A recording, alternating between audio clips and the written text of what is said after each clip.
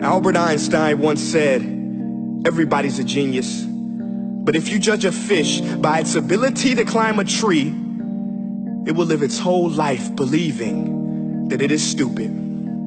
Ladies and gentlemen of the jury, today on trial we have modern day schooling. Glad you could come. Not only does he make fish climb trees, but also makes them climb down and do a 10-mile run. Tell me, school, are you proud of the things you've done? Turning millions of people into robots, do you find that fun? Do you realize how many kids relate to that fish swimming upstream in class, never finding their gifts, thinking they are stupid, believing they are useless? Well, the time has come, no more excuses. I call school to the stand and accuse him of killing creativity, individuality, and being intellectually abusive. He's an ancient institution that has outlived his usage. So, Your Honor, this concludes my opening statement, and if I may present the evidence of my case, I will prove it. Proceed. Exhibit A. Here's a modern day phone. Recognize it? Here's a phone from 150 years ago. Big difference, right? Stay with me. Here's a car from today, and here's a car from 150 years ago. Big difference, right? Well, get this. Here's a classroom of today, and here's a class we used 150 years ago. Now ain't that a shame? In literally more than a century, nothing has changed. Yet you claim to prepare students for the future? But with evidence like that, I must ask, do you prepare students for the future or the past? I did a background check on you and let the record show that you were made to train people to work in factories, which explains why you put students in straight rows, nice and neat, tell them sit still, raise your hand if you want to speak, give them a short break to eat, and for 8 hours a day, tell them what to think. Oh, and make them compete to get an A. A letter which determines product quality, hence grade A of meat. I get it. Back then, times were different. We all have a past. I myself am no Gandhi.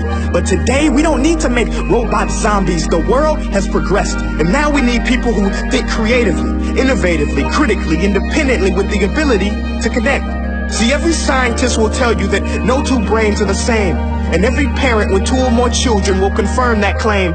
So please explain why you treat students like cookie cutter frames or snapback hats, giving them this one-size-fits-all crap. Watch your language. Sorry, Your Honor, but if a doctor prescribed the exact same medicine to all of his patients, the results will be tragic. So many people will get sick, yet when it comes to school, this is exactly what happens. This educational malpractice, where one teacher stands in front of 20 kids, each one having different strengths, different needs, different gifts, different dreams, and you teach the same thing the same way?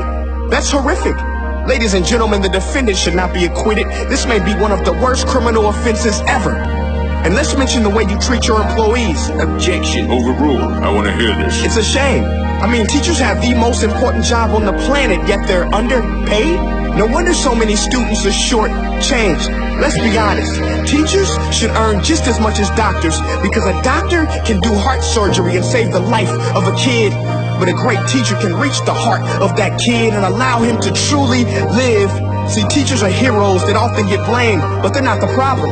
They work in a system without many options or rights. Curriculums are created by policymakers, most of which have never taught a day in their life.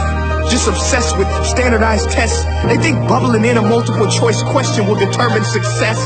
That's outlandish. In fact, these tests are too cruel to be used and should be abandoned, but don't take my word for it. Take Frederick J. Kelly, the man who invented standardized testing, who said, and I quote, "These tests are too cruel to be used and should be abandoned." Ladies and gentlemen of the jury, if we continue down this road, the results will be lethal. I don't have much faith in school, but I do have faith in people. And if we can customize healthcare, cars, and Facebook pages, then it is our duty to do the same for education, to upgrade it, change it, do away with school spirit, because that's useless.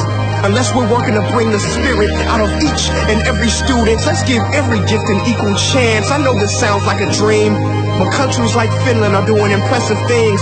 They have shorter school days, teachers make a decent wage, homework is non-existent, and they focus on collaboration instead of competition. But here's the kicker, boys and girls. Their educational system outperforms every other country in the world. Other places like Singapore are succeeding rapidly. Schools like Montessori, programs like Khan Academy, there is no single solution. But let's get moving, because while students may be 20% of our population, they are 100% of our future. So let's attend to their dreams and there's no telling what we can achieve. This is a world in which I believe, a world where fish are no longer forced to climb trees. I rest my case.